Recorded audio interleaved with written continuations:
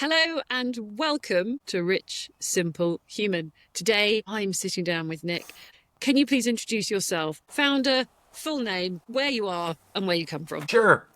Thank you so much. My name is Nick Villarreal. I'm out here in Carmel, California, and I am the founder of Back to Wild, a men's wellness group dedicated to helping men resync with their masculinity and come to know themselves in a deeper way. That is absolutely amazing. You've done a far better job than I would have done because as soon as I was about to say Back to the Wild, I was thinking about Back to the Future with Michael J. Fox, which is nothing to do with what you do, but is probably the era of men that we're talking about.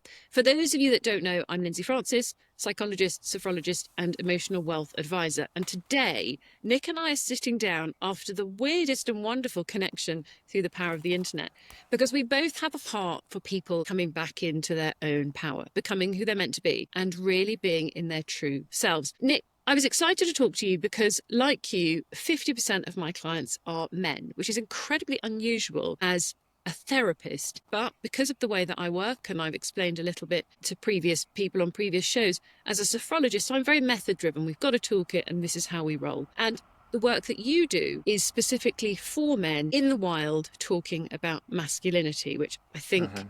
is a very under discussed topic. In fact, I feel some people almost lean away from it, and I'm interested to know why that is. But before I dive into the masculine and the feminine and polarity, which again is about 3 hours of conversation that you and I could have, can you Agreed. please tell me, Nick, what is the mission that you are on?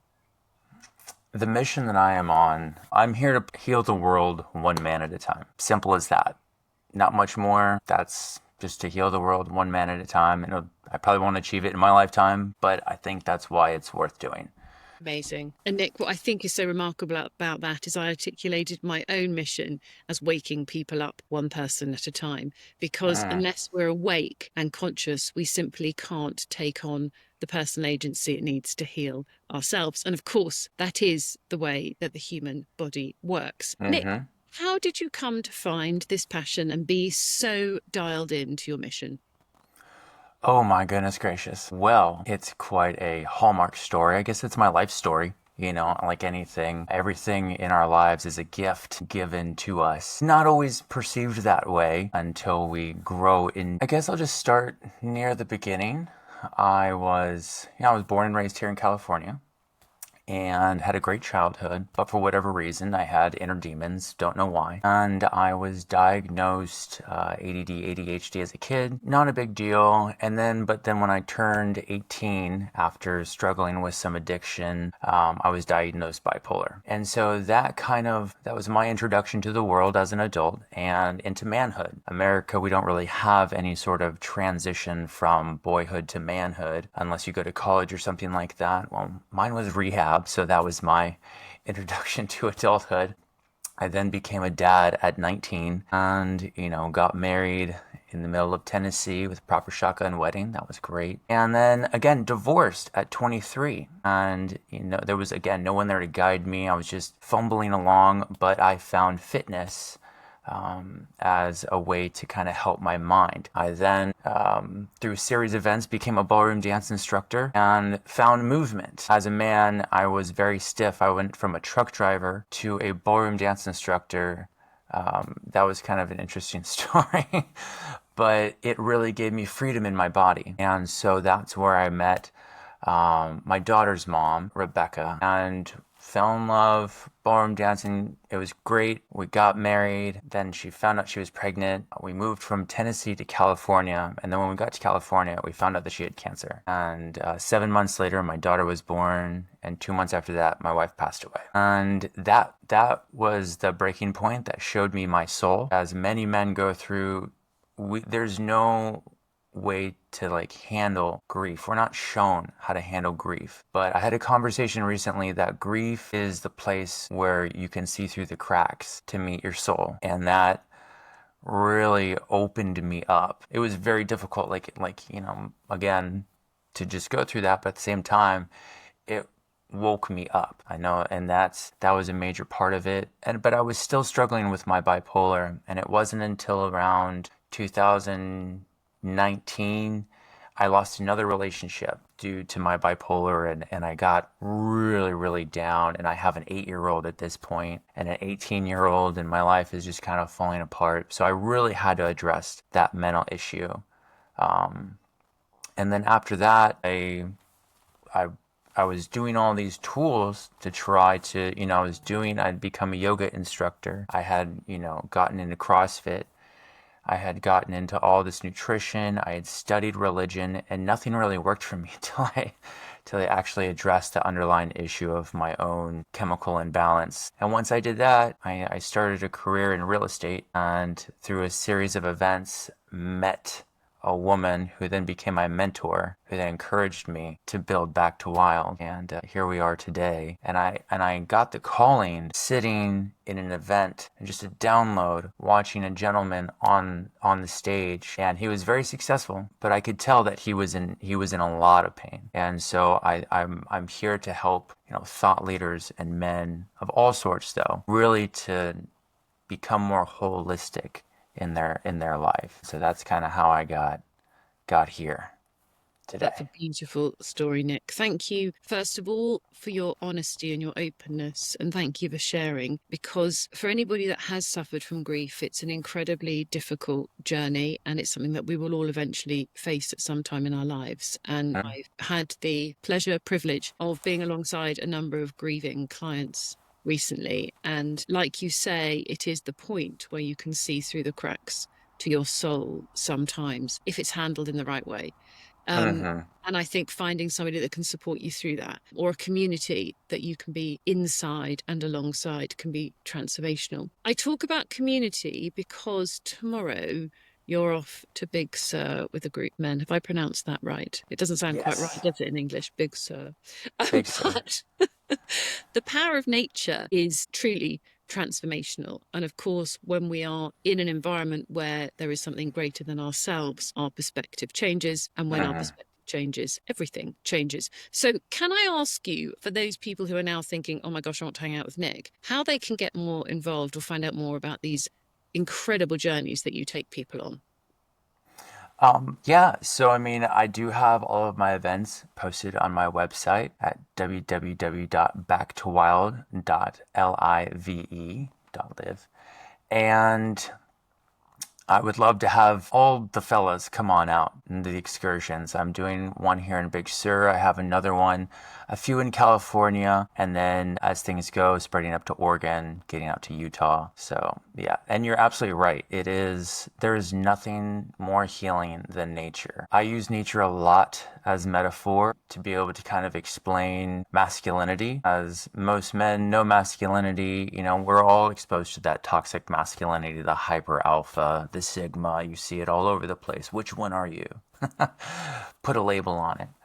But I find that when you come out into nature, your rhythms slow down. And to be able to understand yourself in a deeper way, I think one of the greatest tools that nature has to offer is just that unwavering stillness. When the wind doesn't blow, when the water doesn't move, when the rock is steady, that is us, should we choose. And that's what we achieve through these, practices within nature, grounding, meditation, but it has that added layer of actually being immersed in that energy, and you can take that home with you and use it in your life. So That's it's one of my absolutely favorite things. I can't agree with you more. And I've chosen to live somewhere where I can be closer to nature, and Mm-hmm. big nature, because it makes me Mm-hmm. feel so much safer. It makes me feel grounded. It makes me feel orientated in the right place. And it also brings a lot of energy. Nick, I want to go back to something that you just mentioned about insight and downloads and messages. Mm-hmm. Because, like you, I feel very called to be alongside leaders to almost open up their eyes a little bit, lift the veil, if you like, and allow Mm-hmm. them to have an awareness of what else is going on out there. But when we do talk about these insights or these callings or even the hero's journey, I see some people sort of raise their eyebrows and think, what are you talking about, you weirdo? What is it you're talking about? What are we connecting with? And how would you explain that to somebody that doesn't really understand what you and I know and feel? Mm.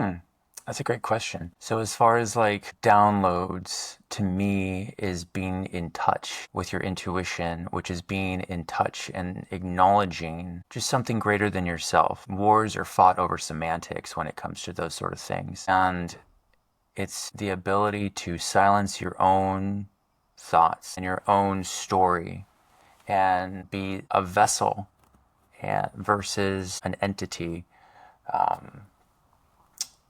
I guess to be able to just allow things to move through you as opposed to attaching to everything is what has allowed me to really come in touch with.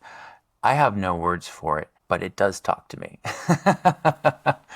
And I do believe that we create whatever we believe. And if we believe that we are open and our minds can be silent with the stories that we've been telling ourselves, then we're open to something beyond ourselves. And I think that's the connection that I have with it. And I find that men in particular that I've coached and talk with, not super in tune with that intuition just because men are of the physical world. We are like the doers and the creators, and like, being ethereal and fluid and is not exactly the MO of masculinity. But again, when you become more balanced and you could acknowledge when you're secure enough in your masculinity to start to let some of it go, and let those stories and that hardness of what we're taught masculinity can be, once you can start to let some of that go, then you open yourself up to, your own intuition, which then can even deepen your masculinity and leadership. I absolutely know that every single thing you've said is absolutely true, but I go out into the world hoping to see this message being shared, and it simply Mm, isn't. And I mm-hmm, just wanted to recap for people who might want to grab a pen and paper that you just almost gave a checklist of things that people can test themselves on. And I think the question here is, do you know how to access your inner wisdom? Or are you just working from intelligence or intellect? Can you connect to a higher power? You and I know that we can. Can you silence your own thoughts and mind? And as I say that, the drill starts going outside, which is rather apt. And then the next question is, can you be a vessel and be open to something beyond yourself? And those are huge questions. Can people learn to do that, Nick? Would be the question I've got back to you. do they want to?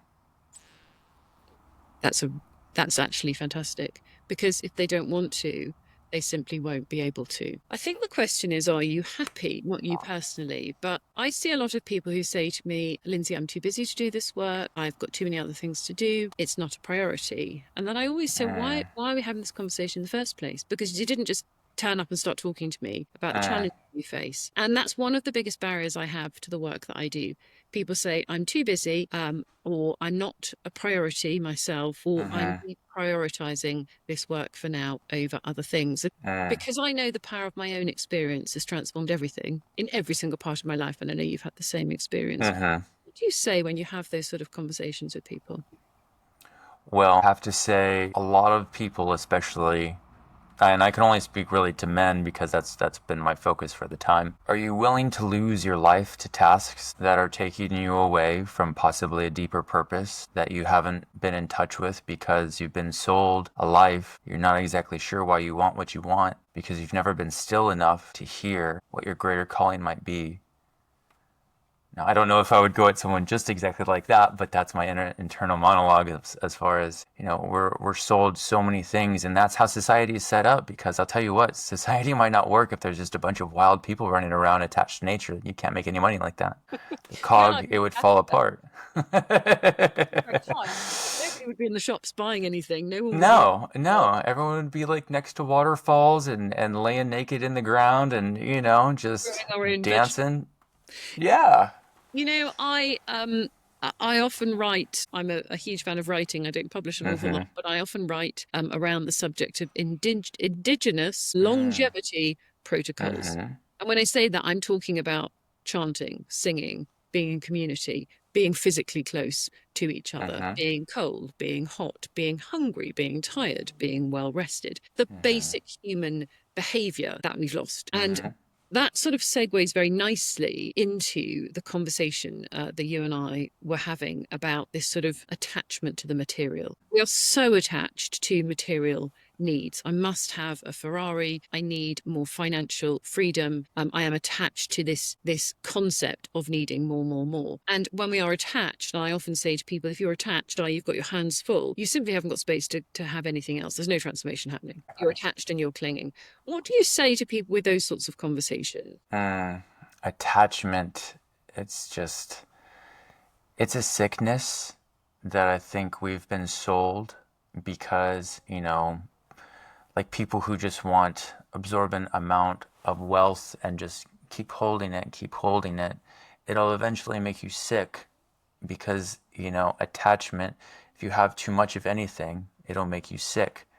And so the more you can, yes, live the life of your dreams, but also come back to that idea of being a conduit. Because the more you are a conduit, the more that things will come to you. And I feel like we've been sold this idea of things over experiences, over human connection, and the wealth that lies within conversations, the wealth that lies in helping people in a genuine way, the wealth that lies in, experiencing stillness. And again, I didn't make it, but our society is rather, consumeristic in that way, if that's a word. And I'm right there. I'm not immune to that. I'm not some guru higher than. Love to have a nicer car, but at the end of the day, it's like I gotta ask myself, what do I want that for? My car gets me from point A to point B, but this person over here, they might do something to change the world. It's like that ripple effect. And I guess I've just trained my brain to love helping more than trying to just kind of reach an arbitrary number that I'm going to eventually, it's going to make me feel a certain way. And then when you get there, it just keeps going up. Yeah. I love what you just said about I have trained my brain because I too have trained my brain to be positive, staying in the present, and really, really appreciating everything that I have. And I will just Mm-hmm. share my glass of water appreciation. I have a glass of water, and whenever I have it, I have trained my brain to say, oh my gosh, how lucky am I that water comes out of my tap? Now, Mm. when I'm in London, I train myself to say, how lucky am I, even though the water tastes rather disgusting, because it does. But it's an incredible thing. I can't bear the thought of plastic water bottles. We recently went to a resort where there was no plastic. It was great. But just in the simple appreciation of things, Nick, everything Mm-hmm. changes. But we Oh, forget that. absolutely. Mm-hmm. Can you train your brain? And I think some people will be sitting there saying, Nick and Lindsay, you don't know what you're talking about. Of course you can't. You and I know differently. Yeah, I mean, your brain. I did a lot of neuroscience study trying to fix myself as a bipolar person. I dove so deep into how nutrition affects the brain. For the longest time, I was taking a handful, a cocktail, probably maybe at least 10 pills of whatever the psychiatrists and doctors would give me a day to no avail because it wasn't my neurochemistry that was, it was my thoughts, it was my philosophy, it was the way of my perceptions were then creating all of the different imbalances in my mind. And so, I learned about neuroplasticity. I learned about certain foods that, work alongside with your hippocampus to create neurogenesis and growing new brain cells. And the only thing that stops a brain from growing is the belief that it can't. That is beautifully put. As we get older and wiser, a number of people, particularly women, actually say to me, "Oh, it's menopause brain." And I've started Mm, coming back and saying, actually, in my experience, it's a gear change. You're shifting gear from being able to really rapidly use that cognition into mm-hmm, much slower and smoother wisdom. I don't need to mm-hmm, hold data and information. I'm not a processing machine anymore. But as I step into my wise woman phase, and I'm not talking mm-hmm, about old, I'm talking about glory. mm-hmm, I've got a much, much more slower and steadier way of being and thinking. And then that I would love people to be glorifying that. And they're not, they're fighting it. My cognition is failing, my memory's failing. It's not. We're just mm, shifting into the next phase. I've just mentioned about women and wisdom, and I want to ask you, Nick, about masculinity, because I said at Mm-hmm. the beginning, some people have this funny response. And I've spent some time over the years actually with practitioners and in my relationship trying to find the masculine and feminine and the polarity between us. Certainly in relationships, we can be much more balanced. And Mm-hmm. I know when I'm in my masculine, when I'm in my controlling, when I'm in my dominating, it doesn't work so well for me. It's far better when I'm in my feminine energy. And Mm-hmm. I'm not saying I'm good at this, but I do know somebody who's particularly brilliant who I love watching. Can you tell us about why this is so important, Nick, and how you encourage the people that you come alongside, the men, to step into that? Yeah, and it's a new age masculinity. Like all things evolve. And for a while there, we had masculinity and femininity quite polarized in our roles before the industrialization of, our cultures. And what happened, I believe, during that industrialization was that men were taken out of the home to go work, and their roles became different than that original role. And then when women had to get out into the workforce or wanted to get out in the workforce, that also changed things. And we're kind of in this, and then you had all of the movements, the feminist movement, and, everything is ebbing and flowing. And so when I talk about masculinity, there's that old type where it's very controlling, very fear-based, very attached to to the resources, very attached to and rightfully so. There's only so much food to go around, or there's only so many resources with that mentality. But more of the new masculinity that I speak of is one of connection to oneself at such a deep level that you are then unwavering in this three-dimensional reality, which creates a rock. And when you can be a rock with a mission, with a purpose, man with a purpose who knows himself, that is masculinity. And from there, everything else, you have better communication because, like women, you guys are very water, and there's a lot of emotion going there. And a man that gets swept up in that is not going to be as polarizing for a woman to allow her to be in her feminine as if he's just a rock knowing himself and allowing himself to just be washed with that water. And that eventually comes down and it's just like, I'm just right here. I'm just doing my purpose. And that is what I am here for. And so that to me is the transition of, I'll even go insecure masculinity to secure masculinity, that we're kind of making that way, which will make for better communication, ultimately lead to better ideas around resource allocation, better education. I mean, there's just, a plethora of things that will come from leaders, men, dads, brothers, standing in that and not letting the world get the best of them. But again, speaking to what you said earlier about stepping into your whys and wisdom, men attach themselves to that alpha. And as we age, that is a hard detachment. And so you find there's a lot of reaching, a lot of grabbing for those things as well. And that's something that can be detrimental. But yes, as far as masculine goes, you come back to that, the new age versus the old age is just so much more centered in purpose and grounded in self. Love the way you've described that, Nick. And as you were talking, I could feel my heart beating quite hard at the vision that I was having of a new world where we go back to the way things really were, where men are like the rock, the stable, the supporter, and women are much more like water, washing, fluid, creative in that. And I'm not saying that these are, fixed ways of being all the time. But when you are in a relationship where you've got that happening, or you're in a work environment where you feel that people are in the stable, some are in the creative, some are Mm-hmm. in you're able to see people shifting roles. Men can also go into their feminine and out, women can go into their masculine and out. But what doesn't 100%. when we get stuck, and I can be in my masculine, I'm being dictatorial at home, I'm bossy, I'm being grabbing, attaching, going for Mm-hmm. things in my business. And that is incredibly unhelpful and very off-putting, especially in a client environment. And I know that you really are able to role model that to other people. So thank you for doing that. Nick, I Yeah. want And to Sorry, did you want to add something to that? I did want to add one thing, Please.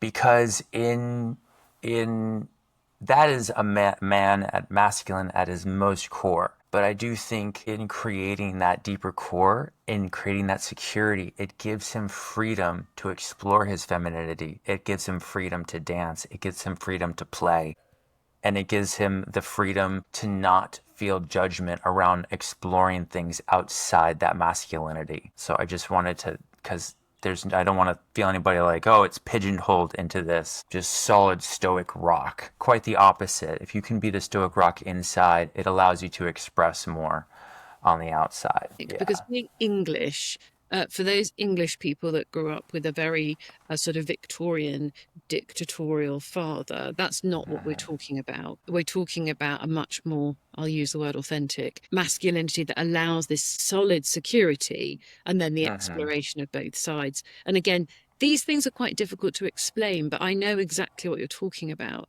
And I think some of my clients and my audience will listen to this and think, actually, I'm beginning to understand what you mean and being able to feel it when they're moving forwards. I want to ask you about plant medicine, and I'm Yes. aware of the time. And I also want to ask you about the five realms of transformation before we close. And particularly, I want to ask you about plant medicine because I'm very fortunate to be accompanying a number of clients at the moment, both pre and post retreat experiences, which Mm-hmm. although I don't facilitate plant medicine, it's been a really, really wonderful thing to be able to help them set an intention and then gather the experience and integrate it afterwards through the behavior change work that I do with visualization, meditation, and breath work. Nick, tell us about plant medicine, where you are with it, what's happening, and then if you can segue into the five realms of transformation, that would be amazing as well. Absolutely. So, plant medicine, as someone who is always trying to understand their own mind, I felt compelled as a young person to just explore, and I was reaching and reaching and reaching. And then I found plant medicine. I think my first experience was with psilocybin mushrooms. And it was the first time that I was given ease to my mind outside of yoga. I'd found plant medicine before yoga. And it was really eye opening to explore my own consciousness without the presence of my body, without the presence of my own particular identified thoughts as Nick. And it just kind of blew my mind, for lack of a better word. And I think that that was one of the most opening things I could have done. And then later, through yoga, gave it more context. And so now I personally use it as a communing with entities beyond my world. I went to Ecuador a few years ago and did ayahuasca in the forest or in the jungle, and was introduced to some, and this sounds totally wild, but it's whatever, to some entities that spoke to me telepathically. And so I keep in touch. Blessed enough to live here in California, where we do have access to certain materials in plant medicine, and so I commune with them maybe about once every month, to be able to just kind of stay in touch and keep the reins loose on this reality, because if this material can be pretty difficult to be in.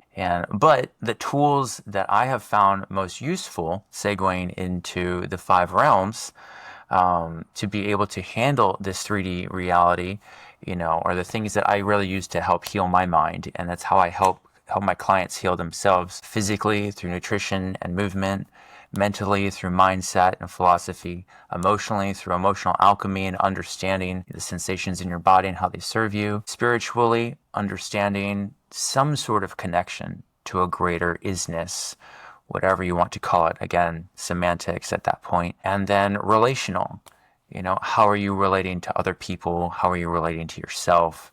And those are really the five realms that I work with men to be able to hone in, that they seem to work fantastically. Yeah, I've had some great results. It's been pretty amazing. If I may, I have one client, he's just wrapping up his 30-day Wild Reset with me and Anthony, and we started together. And since we started, he's like changed his entire life. He's become much more closer with all the people. He's opened up, having conversations with strangers, something that he would never do. He got a new job. He's totally transitioning in his body, and it's just amazing. Like you said, once you start to wake up, a lot of different a lot of things start to change.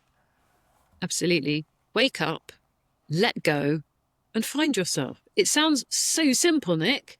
Taken me quite a long time and I'm still not there. But that would be, I think, our urge for people. Heal yourself, that you need to stop or pause to do it. A retreat with Mm-hmm. you is the ideal opportunity if you are a man. And if anybody else would like to benefit from your work, Nick, I know that you're very generous with your Wild Factor scorecard. Can you just tell us where we would get hold of that and how best to contact you for more information for those people that are desperate to talk to you now?